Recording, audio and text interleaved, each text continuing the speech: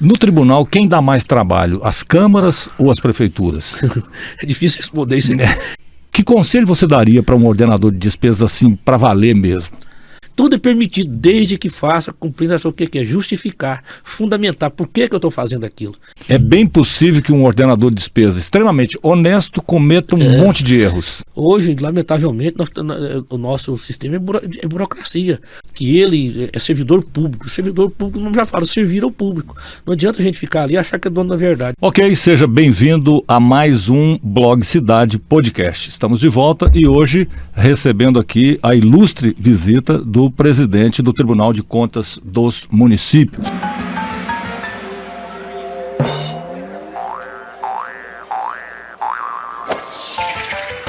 Estou falando do Joaquim Alves de Castro Neto, né?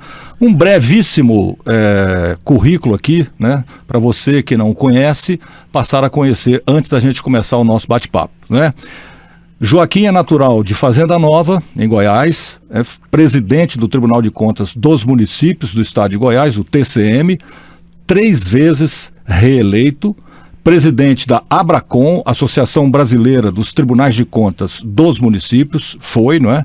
Vice-presidente de Relações Político-Institucionais da Atricom, que é a Associação dos Membros dos Tribunais de Contas do Brasil, foi presidente do Conselho Nacional de Presidentes dos Tribunais de Contas, o CNPTC, até 2022, portanto, o ano passado. Foi presidente da Associação Goiana de Municípios do Estado de Goiás, a AGM, por 2 mandatos, graduado em Direito e pós-graduado em Direito Penal e Processual Penal, Processo Civil e Direito Público. Ocupou a presidência da OAB, seção de Jussara, em Goiás, foi eleito 2 vezes prefeito de Jussara e foi eleito também deputado estadual e exerceu ainda o cargo de secretário de governo do estado de Goiás.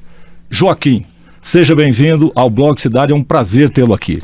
Prazer todo meu, agradeço aí por dar esse espaço, não a mim, mas ao Tribunal de Contas dos Municípios, que é importante, que é para a gente trocar ideias e também dizer o que o tribunal faz, né? Aquilo que o tribunal produz no seu dia a dia. Então eu quero te agradecer muito e colocar à disposição. Joaquim, uma das curiosidades que eu tenho é o seguinte: a gente sabe que Goiás, né, tem inúmeros municípios em condições financeiras bem precárias, né? Municípios assim que não têm muita condição de, por exemplo, ter lá uma situação de controle das contas, contadores, etc. e tal. Como é que é essa realidade do estado de Goiás? Você que está já há tanto tempo no comando do tribunal. Bom, melhorou muito ao longo dos anos, mas ainda tem essa deficiência. E o tribunal tem feito o quê? Capacitado esses gestores, dando condições para que eles possam fazer da melhor forma possível. Então nós temos os encontros regionais, temos dioturnamente lá no próprio tribunal, canais de comunicação direta com os gestores para que eles possam tirar suas dúvidas. Isso é uma realidade não é só de Goiás, praticamente no país todo, principalmente região norte, nordeste e aqui no centro-oeste, que é a deficiência que tem dos servidores da prefeitura. A legislação nossa é muito avançada e os servidores não conseguem nunca acompanhar. Esse é outro dado interessante, porque é uma legislação muito avançada, em que o gestor público, para acompanhar, não é fácil. Então, o que o tribunal tem feito ao longo desse tempo? Justamente fazendo com que essas deficiências sejam minimizadas, que é oportunizando aqueles que queiram aprender, aqueles que queiram fazer corretamente, dando condições para fazer através da nossa escola de contas. E o tribunal mantendo também sempre diálogo com o gestor, fazendo com que o gestor sinta-se no tribunal um órgão de orientação e não de punição. É lógico, punir você tem que punir, mas punir aqueles que merecem punição. Aqueles que não merecem punição, nós temos que orientar, pegar na mão dele, fazer com que ele possa trilhar o caminho da legalidade. Quer dizer, o Tribunal de Contas não existe para punir, ele existe para auxiliar, seria isso? Exatamente. O que nós estamos fazendo é isso. Eu tenho um amigo de Minas Gerais que fala o seguinte, que o Tribunal de Contas viveu 3 fases. A do cão caça, que ia atrás de quem fez coisa errada. Não funcionou. Depois do cão de guarda, vigiar para que ninguém leve, não funcionou. Então agora nós estamos na fase do cão guia, pegar na mão daquele gestor e levar ele no caminho correto. Mais fácil, mais eficiente. Mais eficiente, evita prejuízo para a sociedade, porque se você está evitando de forma preventiva, você evita que o dinheiro seja desviado, você evita que o dinheiro seja mal aplicado. Então isso aí fortalece o que é? A cidadania, e faz com que o gestor público invista naquilo que realmente vai em benefício da cidadania, do cidadão, que é o objetivo de todo mundo, fazer com que a vida das pessoas melhorem. Joaquim, nessa posição de presidente do tribunal, você já deve ter conversado com inúmeros prefeitos, jovens prefeitos, novos prefeitos, né? E assim, é muita surpresa que eles têm quando chegam e dão de cara com a realidade de o que é, qual é a responsabilidade que eles têm de tocar um município? Olha, essa gestão agora que termina no ano que vem, ela tem um diferencial. Eu não sei se porque durante a pandemia teve muito repasse de tanto do governo do estado como do governo federal para as prefeituras pudessem combater a pandemia. Isso deu um fôlego muito grande para os municípios. Os municípios até o ano passado tinha condições financeiras bastante razoáveis, daqui em Goiás principalmente. Este ano é que está um pouco diferente, em razão da queda no ICMS, que cortou o ICMS da gasolina, dos combustíveis, da comunicação. Então isso aí, da energia elétrica, isso aí fez com que reduzisse. Mas essa legislatura que está terminando agora, esse mandato que está terminando no ano que vem, eles não tiveram tanta surpresa não, porque nós acompanhamos lá no tribunal, a arrecadação estavam boa. Agora, deste ano para frente é que está ruim. Então não foi tanta surpresa não. Aquele raro município que não teve na transição de mandato, que não entregou com as contas todas em dia. Então não teve essa surpresa dessa vez não. A próxima agora, se continuar da forma que está, os que virão terão surpresa desagradável, porque realmente a situação não está boa como já esteve no passado. Quer dizer, essas prefeituras menores, elas teriam que ter pelo menos a estrutura de contratar, por exemplo, um bom contador, um bom escritório, para não correr o risco, porque uma coisa que você disse aí que me chamou a atenção é o seguinte: a legislação é muito avançada e ela precisa ser seguida de acordo com as mudanças que vão aparecendo, e a maioria desses municípios não tem essa estrutura. Não tem, porque às vezes não dispõe de uma boa assessoria jurídica, não dispõe de uma boa assessoria contábil. Então isso dificulta bastante. E os próprios servidores também têm a sua limitação, então isso aí dificulta um pouco. Mas de qualquer maneira tem melhorado muito, a gente tem percebido isso. Porque o que vale muito é a intenção da pessoa, o que é que a pessoa quer fazer quando assume um mandato. Ele quer o quê? Quer gerir bem o município, ou ele quer fazer coisas que não deve. Então, se está bem intencionado, tudo é fácil, as coisas caminham para levar para uma legalidade, para levar para uma administração pública boa. Então o que o gestor tem que pôr em mente, o que é? Tem que ser transparente, coragem de falar não, né? Tem coragem de falar, porque de cada 10 pedidos que chegam numa prefeitura, eu fui prefeito, você tem que falar 9 não, e um falar assim: vou ver o que eu posso fazer para resolver. Então tem que ter essa coragem. Se quiser agradar a todos, não vai chegar a lugar nenhum, né? Tem acho que um ex-presidente americano que fala o seguinte: não sabe o caminho do sucesso, mas do insucesso ele sabe que é justamente querer agradar a todos. Então esse que é o grande diferencial. O gestor tem que ter pulso firme, controle da gestão, né? Não adianta você, por mais que você delegue, mas o controle é seu, a decisão é sua, você que tem que decidir. A responsabilidade basicamente é sua. Exatamente. O povo vota na pessoa para isso, o cara vota para ele comandar. Não vai votar para você terceirizar. A pessoa não admite. Então eu sempre falo para o prefeito isso aí. Então tem às vezes prefeito que deixa secretário mandar, deixa vereador influenciar demais, isso aí é o caminho do fracasso. Então por quê? Porque a gestão é dele, ele que tem que falar assim: olha, ele tem que delegar são as ações, falar: olha, isso aqui eu quero que você faça assim, e ele vai coordenando, e pulso firme, e fiscalizando, e olhando, e gerenciando. Então isso que ele tem que fazer, isso aí. Não tem, eu falo o seguinte, que sempre fazer o simples é o trem mais difícil do mundo. Então que as pessoas ficam querendo inventar, não inventam. Outro dia, uma vez eu ouvi do Roberto Balestra, falou assim: ó, tudo que já tem gestão pública já foi inventado. Então não adianta você querer inventar, você tem que fazer do seu jeito. Então isso aí que é o segredo que a pessoa tem, o que é não inventar muito. No caso do Tribunal de Contas dos municípios, também é responsabilidade do tribunal as câmaras municipais? Também é. Nós fiscalizamos O tribunal hoje fiscaliza em torno de 2.800 contas. Isso aí o que é? São 246 municípios, com 246 câmaras, e os fundos, que é fundo de educação, fundo de saúde, fundo do meio ambiente, a gestão do prefeito quando ele é gestor. Então nós fiscalizamos tudo isso. Todo o dinheiro que entra na prefeitura, que é de arrecadação própria ou de repasse, o tribunal é que fiscaliza. Hoje nós fiscalizamos em torno de 25 a 30 bilhões de reais por ano só do dinheiro das prefeituras. 25 a 30 bilhões. Que é a receita hoje dos municípios goianos. No tribunal, quem dá mais trabalho, as câmaras ou as prefeituras? É difícil responder isso aqui. As consequências maiores que tem assim para as câmaras municipais, porque é o seguinte, eu até hoje estava falando isso com o presidente de Câmara hoje. São 11 vereadores numa Câmara, 9 dessa que procurou são 11. Falei, olha, presidente de Câmara é o seguinte, fica 10 vereadores o dia inteirinho pedindo para você fazer aquilo que não pode, porque não tem responsabilidade. Então as consequências maiores hoje são pelos presidentes de Câmara. Por quê? 10 ali não são ordenador de despesa, só um que é. Então aquele que ordena e que tem. E para a Câmara tem um problema, né? O tribunal julgou, é a última instância, não tem mais para onde recorrer. Né? O prefeito, você julga uma conta dele, mas vai para a Câmara pode chegar lá e falar, não, essa conta aqui, embora o tribunal tenha considerado ilegal, mas a Câmara vai considerar ela legal. Isso é possível. Isso é possível. Agora, da Câmara, não. A Câmara, o tribunal deu o julgamento final.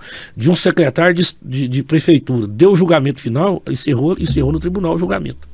Então, isso aí não tem para onde sair. Joaquim, o que um ordenador de despesas, né? Porque depois eu queria até que você explicasse o que é um ordenador de despesas, assim, o que você, com a experiência que você tem de tribunal, né, com a quantidade de centenas de casos que você já presenciou, já trabalhou neles, que conselho você daria para um ordenador de despesas assim, para valer mesmo?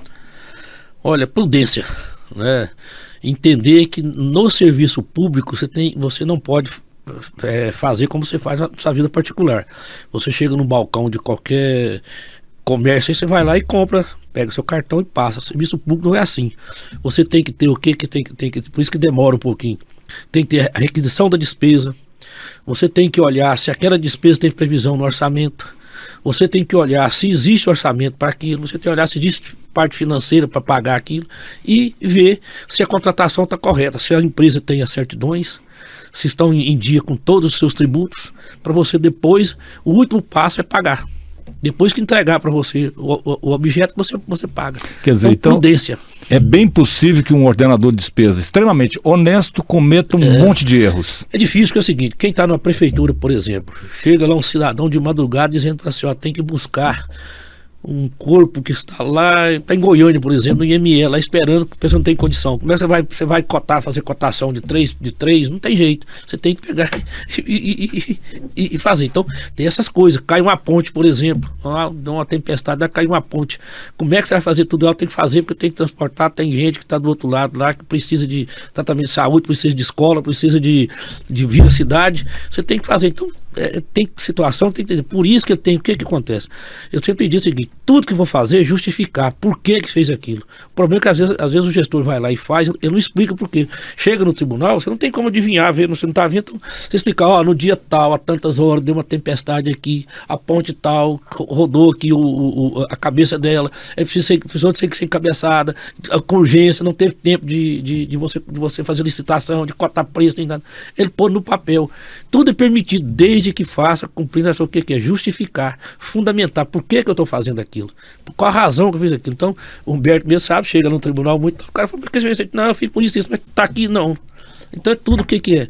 Hoje, lamentavelmente, o nosso sistema é burocracia, né? Nós estamos no burocracia. Então o que é? É cumprir o ritual. Você pode comprar sem licitação? Pode, mas desde que você cumpra a legislação. O que é? Explicando por que você está fazendo aquilo, qual a razão que levou você fazer aquilo. Aí o tribunal chega no tribunal, o tribunal vai olhar e fala, não, isso aqui ele tem razão, eu não tinha condições para comprar um caixão, mandar buscar um corpo em tal lugar, de pegar três orçamentos. Eu não tinha condição, tá explicado aqui. O cara chegou, tá aqui no terceiro de obra, morreu 2 horas da manhã.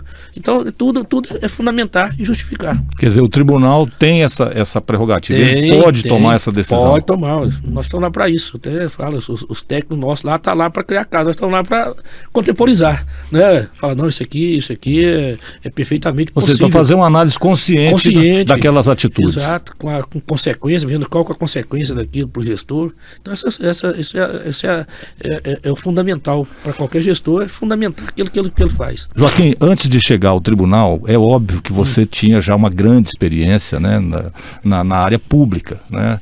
Enfim, não apenas como advogado, né, pessoa que militava profissionalmente e tal. Mas o que mais te surpreendeu no tribunal? Difícil, pergunta difícil, surpreendeu. Não vou dizer nem que foi surpresa, não, mas eu vivenciei isso, eu posso falar. É que as pessoas tinham muito medo do tribunal, o gestor público. Isso foi uma coisa que impactou muito.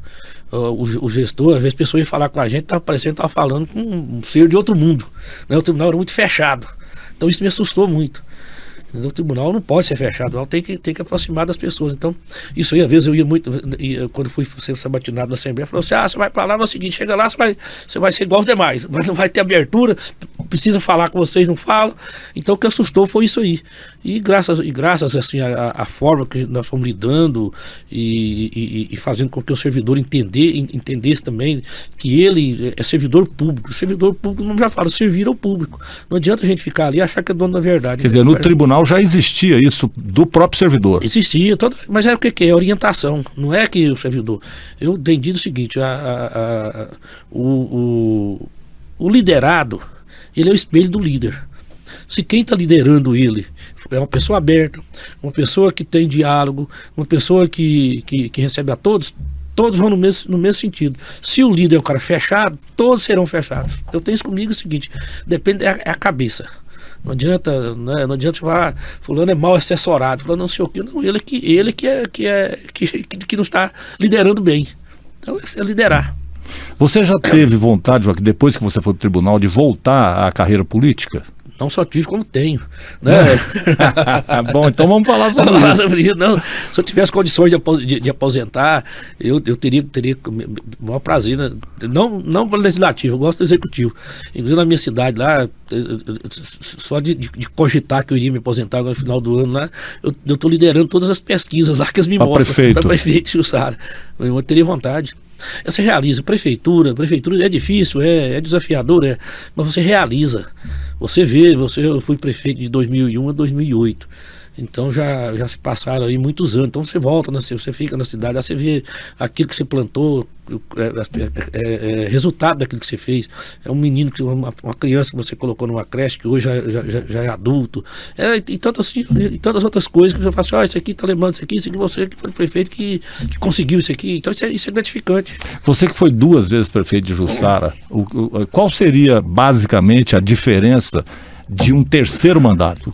O que o Joaquim faria hoje diferente se fosse prefeito de Jussara? Bom, o que eu faria hoje é o seguinte: o que eu faria é o seguinte: eu seria um pouco mais austero, que eu fui um pouco meio assim. Não disse a quantidade de nãos que deveria. Nãos que ele devia ter dito, e investia muito na educação fundamental. Isso aí nós estamos até com esse programa da primeira infância, da formação do caráter do cidadão. Isso se eu voltasse hoje, era uma prioridade minha que eu faria na prefeitura, era justamente isso aqui: investir ali na primeira infância, fazer com que essas crianças pudessem ter uma atenção melhor, um instinto fundamental de qualidade. Isso aí é um sonho que eu ainda tenho. Na época dos caras eu melhorei bastante, mas eu faria isso com muito mais qualidade hoje do que fiz antes. A sua experiência agora, depois de tanto tempo no tribunal, faria diferença? Faria diferença, por causa do relacionamento. né, a visão que você tem do todo. Antes eu era envolvido só com Jussara, ela ali no meu quadrado. Hoje não, hoje eu tenho, a visão é completamente diferente.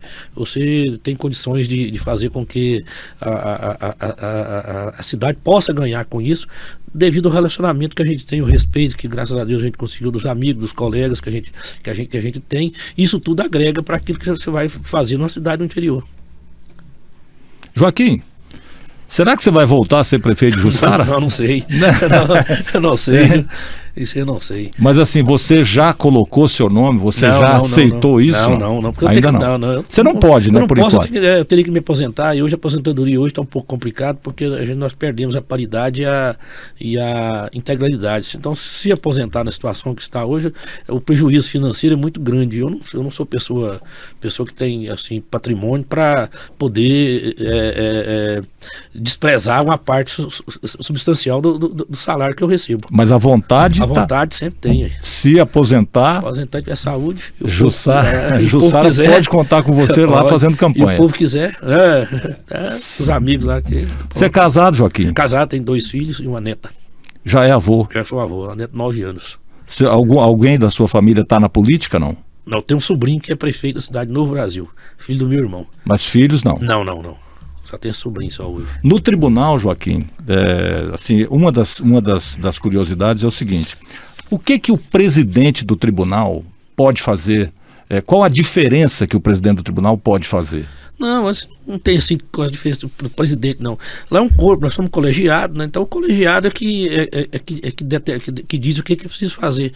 O que o presidente do tribunal faz, no meu caso, que eu fiz, foi o que eu já disse um pouco, é abrir o tribunal, fazer uma abertura do tribunal, inserir o tribunal no contexto que eu digo aí, político, social, econômico, administrativo do Estado, né, que é participando de convites que o governo do Estado sempre tem feito, as entidades, essa parceria, fazendo com o tribunal, parceria com o Ministério Público, com o Poder Judiciário. Então isso que o presidente pode assim, fazer é justamente... Ele pode dar uma cara para o tribunal, exatamente, porque o tribunal antes não era muito conhecido. Então fazer com que o tribunal seja conhecido, que o tribunal seja respeitado pelas suas posições. Nós produzimos ali no tribunal material, por exemplo, que subsidia a Polícia Federal, subsidia o Ministério Público, a Polícia Civil, tudo, gente, tem aqueles que fazem coisa errada, o que é? Tudo que eles pedem para nós temos um maior acervo de dados dos municípios, está no Tribunal de Contas. Tudo, o que precisar de informação de qualquer município, o Tribunal de Contas tem. Nós temos esses convênios, termos de cooperação que a gente fornece. Tem uma investigação que está sendo feita em determinada obra que o Tribunal não dá conta sozinho.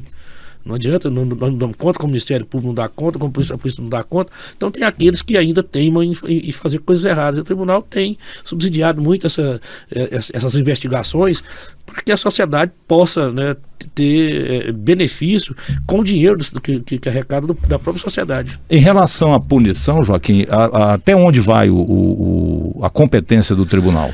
Não, o tribunal pode suspender um contrato. É uma licitação, ele pode suspender. Agora, para a pessoa do gestor, ele pode declarar o gestor inelegível, não poder se candidatar na próxima eleição. Ele pode imputar débito, se tiver, por exemplo, um desvio aí de qualquer quantia, 100 mil reais, 200, 500, o que for, ele pode imputar esse débito, falar assim, vai ter que devolver. Isso é um título executivo, como se fosse uma nota promissória de posse disso aí. Você pode o Estado fazer execução disso e ressarcir isso aí, e pode aplicar as multas que nós aplicamos também por um ato de uma falha que tem, nós aplicamos a multa. E tem o lado corretivo e preventivo também, educativo, que o tribunal faz. Você suspende uma licitação, aqueles outros que estão fazendo uma licitação da mesma forma vão saber o porquê que foi feito e procurarão fazer de forma correta. Então o tribunal colabora muito nesse sentido. No início da nossa conversa você falou algo parecido com escola do tribunal, no sentido de estar ajudando essas... Como é que funciona isso? Nós temos uma escola de contas, tem uma superintendência de escola de contas, que é a superintendente Vive que trabalha. Então ela fornece, é só o gestor pedir, ela fornece curso do que quiser. Capacitação da nova lei de licitação, de controle interno, de compras públicas de um modo geral. Nós temos agora a questão das PPPs, que são as parcerias público-privadas, que são as concessões. Então, o que quiserem, sobre questão de fixação de subsídio de vereador, de agente político, como é que você fixa o salário de agente político. Tudo isso nós temos no tribunal. Inclusive tem disponibilizado no próprio canal do YouTube do tribunal. Tem várias e várias aulas que disponibilizado ali o tanto quiser. E quando é uma coisa específica, pedir, muitas vezes nós já fomos até municípios, levar o pessoal para fazer uma capacitação lá. Então o tribunal dispõe de tudo isso. Quer dizer, basta o gestor fazer o pedido. Fazer o pedido. E nós temos parceria sempre com a FGM, com a AGM, com a UVB, que é a União dos Vereadores. Sempre nós estamos fazendo capacitação para eles, também eles pedem, solicitam. Nós pedimos técnicos nossos para os auditores para irem e fazer essa capacitação. Quer dizer, nesse caso aí o tribunal está indo muito além de um órgão punidor. Muito além, muito além, muito além. Isso é uma orientação que foi dada, não é nem que o seu Goiás, é a nível nacional, para a gente fazer capacitação. Joaquim, saindo um pouco do assunto tribunal exatamente, né? Agora mais o cidadão Joaquim e tal, porque você sofre as mesmas influências que eu sofro, a gente está lendo jornal, vendo televisão e tal. O Brasil vive um momento muito complicado, né, de acirramento, enfim, né, ou é norte ou é sul, sabe essas coisas? Então, assim, o cidadão Joaquim, que está lá no tribunal, que tem toda uma experiência como gestor público e tal, como é que você está vendo essa situação que o Brasil está passando? Na sua opinião, esse acirramento que a gente está assistindo, isso demora muito a passar, isso vai passar logo? O que você está enxergando nisso, Joaquim? Bom, nossa democracia ela é muito nova, né? Todos sabem, e a democracia tem disso, né? Ela é atacada dioturnamente, não resta a menor dúvida. Agora, é ruim, acho que para as instituições, para a democracia, essa polarização que está havendo, né? Esse choque aí de extremos. Isso não é bom para o país, não é bom para o cidadão. Eu vejo isso com muita preocupação, né? Eu acho que o Brasil precisa de uma conciliação nacional, onde as pessoas possam voltar a conviver de forma mais harmônica. Você vê, nessa última eleição aí foi briga de família, de todo mundo, de toda sorte. Isso não é bom. A gente tem que entender e compreender o seguinte: você discutir um processo eleitoral, ele é excelente, mas passou dali, encerra, vamos torcer. Quem ganhou foi o PT que ganhou, o Lula que está na presidência. Vamos todos agora torcer para que dê certo. E a partir de agora tem um presidente só. Tem um presidente só, não adianta ficar nessa polarização, nessas coisas. Isso é prejudicial, dá uma instabilidade enorme para o país. Né? Isso é ruim, porque pensa que as instituições aqui não funcionam.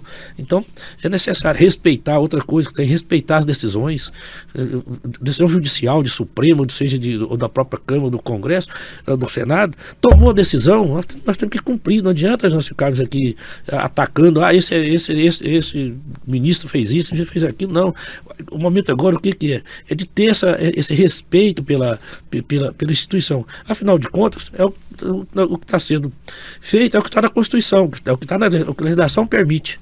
Então é lógico, excessos tem, nós estamos vivendo um momento também de muita vaidade, né? Os nossos líderes são muito vaidosos. Isso aí de política judiciária. De mamana caducando, muita vaidade. A pessoa, por exemplo, tem o judiciário, tem algo em julgamento, vai o ministro para a televisão fazer comentários sobre aquilo. Quando deveria estar se manifestando no processo. Para não acirrar mais. Então precisa fazer uma correção. Acho que todos nós fazemos uma autocrítica e cada um vê aquilo que ele pode corrigir. Não adianta querer corrigir o outro se não corrigir a si primeiro. Você acha que isso de alguma forma chegou aos municípios? Assim, você como presidente reparou essas divisões e tal? Não, teve. O município sempre foi acirrado, né? Isso aí sempre foi. Isso aí não resta a menor dúvida. Mas chegou, acho que todo lugar esse acirramento, né? Isso não resta a menor dúvida. Nós tivemos, por exemplo, Goiás, né, um estado que esse acirramento assim, ficou muito claro, porque você vê que o ex-presidente teve uma votação expressiva aqui, né, elegendo inclusive um senador que até no último dia, lá na sexta-feira, ainda estava acho que, se eu não estou enganado, eu tinha visto uma pesquisa, 10 ou 11 pontos abaixo do primeiro colocado, quer dizer, e acabou se elegendo, né? Em Goiás, esse acirramento, na sua opinião, teve algum motivo para que ele existisse? Não, é o seguinte, aqui o agronegócio aqui é muito forte, né? Então tudo foi reflexo do próprio agronegócio, que na eleição passada apoiou aí basicamente o presidente Bolsonaro e seguiu as suas diretrizes. Então, em razão disso, aí nós temos a nossa sociedade ela é muito ainda com muito aspecto interiorano, né? Então isso influenciou muito. E o presidente Bolsonaro tem uma capacidade de transferência de voto que nunca visto, né? Então tudo isso leva... Você acha que essa capacidade de transferência está no ex-presidente ou no esquema? Não, é nele, está nele, a figura dele, a pessoa dele. Isso não resta a menor dúvida. A pessoa dele, ele tem uma capacidade muito grande de cooptar, no bom sentido, logo esse consciente coletivo. Joaquim, o tribunal, agora voltando ao tribunal, né? O que você vê para o Tribunal de Contas pós esse período? Você acha que assim, o tribunal continua no caminho que ele está, ou mudanças, você consegue enxergar alguma coisa? Não, continua, o caminho é esse, né? Nós temos que seguir aquilo que nossa missão que está na Constituição Federal, então nós temos que seguir. Agora é lógico, aperfeiçoar todo dia. O tribunal é um órgão que vai estar em permanente construção. É um processo. Todo dia nós tá inovando em alguma coisa. Tem aí essas ferramentas tecnológicas aí que exigem que você faça isso. Tem também, como eu disse, o avanço da própria legislação, com mudança da legislação. Então o tribunal, o caminho é esse. É seguir e sempre atento àquilo que a sociedade espera do órgão. A mudança de conduta, vamos dizer assim, né, na federal, no caso, mudou completamente a visão de país do ex-presidente para o presidente atual. Essa mudança influencia alguma coisa no tribunal ou não? Não. Nossa missão ela continua a mesma, independentemente se é esquerda ou direita. Isso aí ela não tem tanta influência não é relevância não. Na sua opinião, os municípios hoje, né, agora depois de tanto tempo você no tribunal, você acha que os municípios eles estão mais adequados, vamos dizer assim, para a questão da gestão, ou continuam cometendo erros lá do passado? Não estão, não tem a menor dúvida. Isso tem um papel fundamental, tanto da AGM como da FGM, que tem sempre também procurado melhorar a capacidade de gestão das prefeituras, dos prefeitos.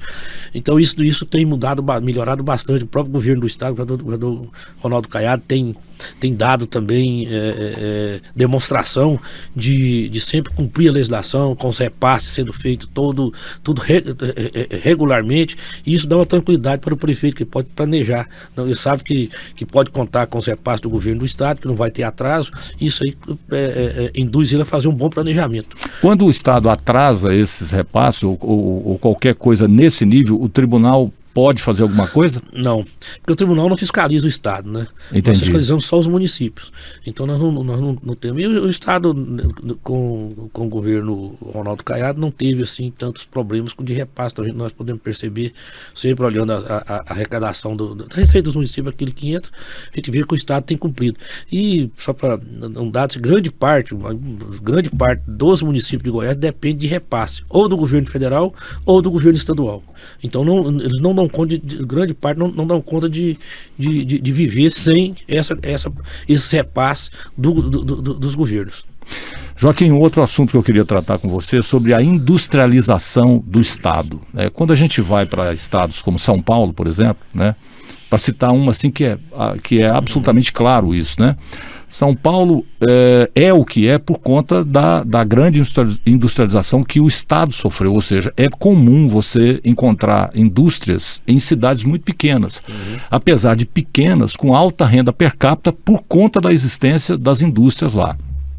Na sua opinião, o que é necessário para a gente ir nessa direção?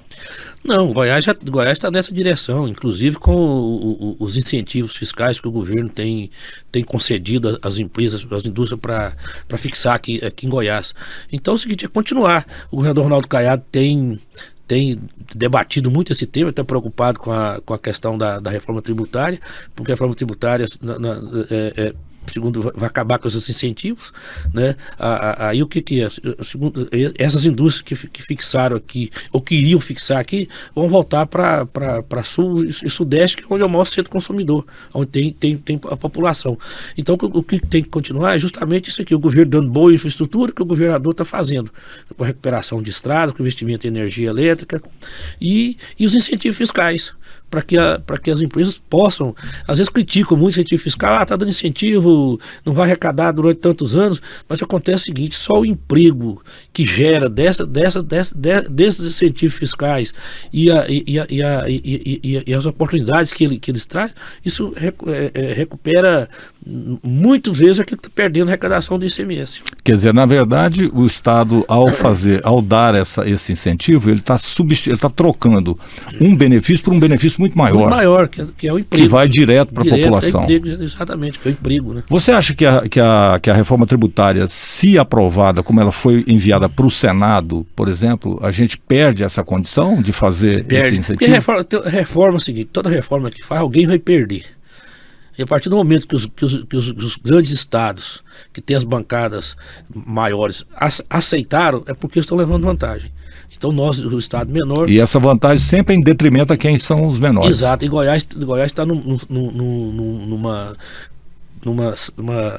sequência de crescimento muito grande, numa crescente aí enorme.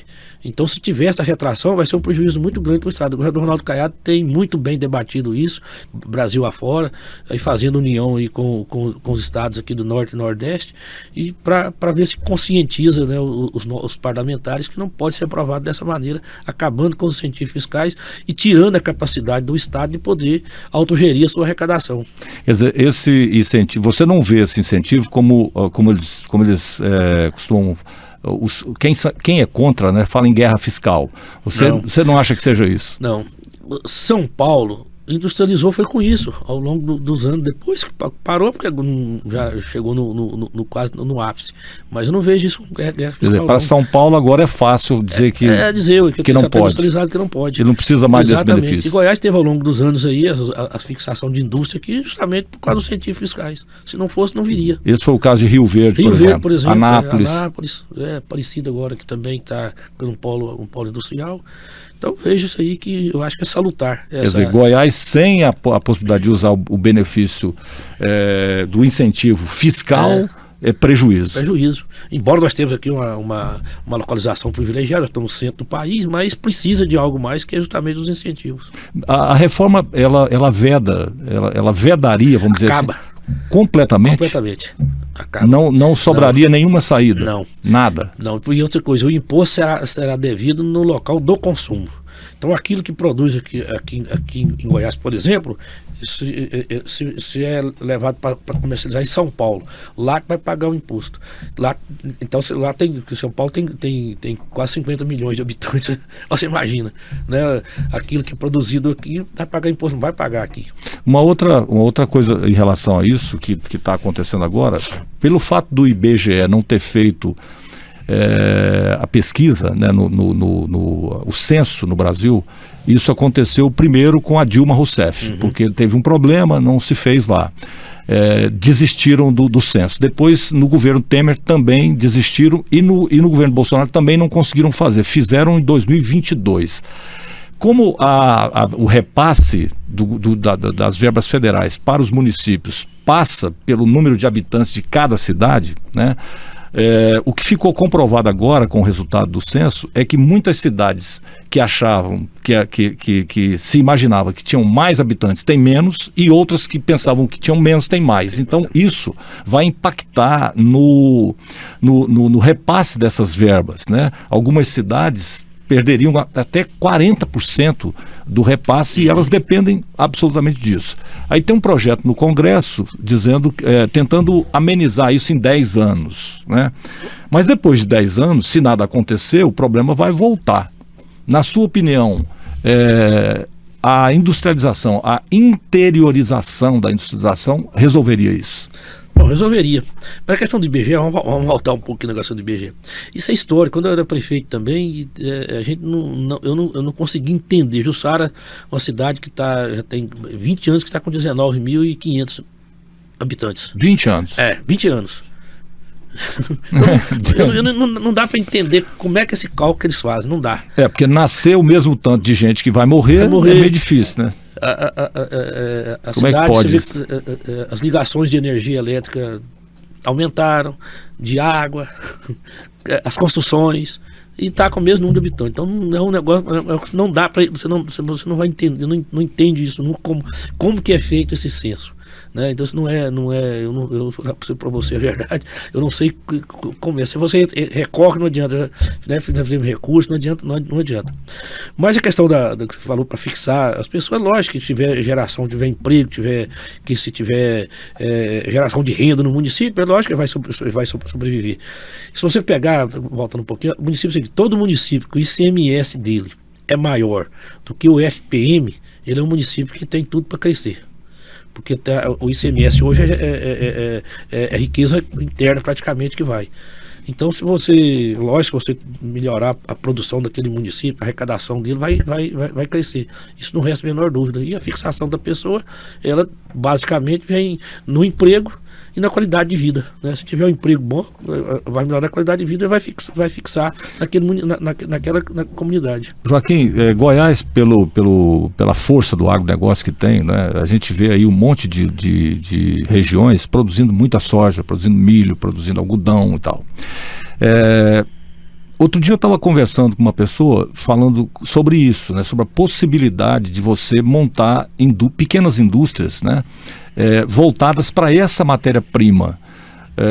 Isso não seria uma ideia? Tipo, você pegar onde produz soja, você montar pequenas indústrias que beneficiem aquela soja até um certo grau, porque aí você já estaria em condições de exportar a soja não primária. Isso não ajudaria? O problema é o seguinte, a experiência que eu tive, né, de prefeitura, o problema maior não é que você produzir, o problema é o consumo. Às vezes a cidade está muito longe para quem vai consumir. Você produz ali numa pequena indústria que você tem, mas quem vai consumir aquilo que você tem? Aí você vai fazer o cálculo, o custo para levar isso até um centro consumidor é muito grande, o seu produto chega caro lá. Então esse um entrave que teria que ser corrigido, ou com um incentivo melhor para essas pessoas, um subsídio de transporte, alguma coisa, para que o pequeno produtor daquele comerciante pudesse chegar ao centro consumidor. O grande problema é a questão do centro. Por que em volta das grandes cidades as indústrias vão crescer? Porque tem gente para consumir. Então esse é o grande problema, não é ter que produzir, você produz, pessoas que produzem, mas agora consumir, isso se botar isso no mercado. Quer dizer, uma das saídas seria produzir algo para exportação, por exemplo. Porque o consumo do local é muito pequeno, cidade pequena. Entendi. Pequeno, você vai consumir só entre as pessoas. Porque quando você disse, quando a verba que a cidade recebe do governo federal é maior do que o ICMS, a cidade não vai crescer. A cidade não é que vai crescer, é que ela vai ficar naquele tamanho. Do repasse, é o repasse. Enquanto o repasse estiver acontecendo, ela vai sobrevivendo. E em Goiás, essa situação atinge o quê dos municípios? Não sei se te dizer assim basicamente. Mas é muita gente. É muita gente, grande parte dos municípios vive de repasse. O FPM é a maior receita. Quer dizer, o que indica a necessidade de uma solução. E a industrialização é uma delas. Interiorizar a industrialização. E aí a gente volta lá na reforma tributária. Exatamente. Por isso que ela tem que sofrer alguma mudança. Você acha que você vê assim, como político, né, como cara experiente, você vê o Senado olhando para isso de uma forma diferente? Ou você acha que a pressão sobre o Senado vai fazer com que essa reforma seja aprovada lá do jeito que está? Difícil, porque hoje a forma de fazer, dessas coisas tramitarem no Congresso, ela é muito como é que eu diria que uma palavra aqui que eu poderia achar, ela é muito complexa, pragmática, né? Pragmática, né? Porque é o seguinte, as negociações políticas, ela envolve o que é? Não, olha, essa bancada aqui é o seguinte, vai ser contemplado com o ministério aqui, essa outra bancada aqui com aquilo ali. Então a gente não, entendeu? Então há muitos esses interesses que às vezes deixa o interesse maior de lado e vindo para a força política. Que ficam mais importantes. Mais importantes. Então isso aí que é o... Ou seja, esse é um problema... Um problema sério. Que a gente teria que resolver antes dos nossos problemas. Exatamente. Mas é isso mesmo. E isso é assim. A política é assim, né? A política hoje é assim, não é só aqui no Brasil, não, isso é no mundo inteiro. A gente que acompanha sempre vê, tem essa negociação política mesmo, que envolve esses interesses aí, que o governo coloca uma coisa e fala assim, olha, isso aqui é bom por isso, e aqueles que estão na base do governo têm que seguir a orientação que o governo determina. Então isso era... Joaquim, de novo aí, usando a sua experiência já como quem milita na política há muito tempo, muito já se falou em reforma política e tal, mas isso não muda no Brasil, né? O arranjo político está sempre na frente. Pode mudar, né, Humberto? Como estamos querendo mudar a reforma tributária, fazer ela para daqui a 10, 15 anos. Se fizer uma reforma política para falar assim, daqui a 20 anos, aí sim. Aí vai. Mas quem foi eleito nesse modelo não vai aceitar. Não vai querer mudar a regra. Isso aí é natural, lógico. Seria muito hipocrisia de minha parte dizer o contrário, né? Quem está lá fala, não, a regra está boa. Então, para mudar isso aí, eu vi um dia isso aí, são 15 anos atrás, do João Valharantes com relação à reforma previdenciária. Ele falou, se tivesse feito há tantos anos atrás, já tinha aquele prazo que nós colocamos, já estava vencendo, né? Então isso aí tem que fazer uma reforma a longo prazo, para falar assim, daqui a 10, 20 anos que vai começar a vigorar. Joaquim, você falou lá sobre Jussara, né? Quando a gente falou sobre Jussara, você falou assim, você gostaria de ser prefeito? Claro que eu quero ser prefeito e tal. Mas aí, logo depois você falou assim, eu não posso aposentar e tal. Qual é o futuro do Joaquim? Não, ficar no tribunal, né? Ficar no tribunal. Não, tudo bem, mas assim, no tribunal, qual o seu futuro no tribunal? Não, eu continuar no tribunal. Você pode ser presidente imediatamente agora, novamente? Não, por enquanto não pode. Por horas não. Então você volta à condição de conselheiro. De conselheiro. Agora, lógico, se tem mecanismo para que eu possa continuar, tem, mas não sei se isso vai... primeiro tem que ver essa questão jurídica. Segundo, se é interesse dos conselheiros também, eu não sou dono do tribunal, né? Então, mas de qualquer forma, até as eleições municipais, as próximas, estarei no tribunal. Eu sei, mas pode surgir alguma... Quem sabe, né? Quem sabe muda, né? Política sempre é uma caixinha de surpresa, Joaquim. Exatamente. Tá certo. Muito bem, Joaquim, foi um prazer tê-lo aqui, bater esse papinho com você. Gostaria de deixar o Blog Cidade à sua disposição, né? Esse é um espaço que a gente pode falar com mais tranquilidade, com mais tempo, né? Se você tiver alguma coisa, algum assunto que você acha relevante, fala, eu queria falar, queria levar alguém, eu quero propor um tema que você acha importante, né? Por exemplo, eu me surpreendi aqui com você dizendo, qualquer gestor que queira curso sobre a gestão e tal, o tribunal está sempre à disposição, está fazendo tudo. Isso me surpreendeu. Sempre à disposição. Eu achava, o tribunal está lá, você pode consultar.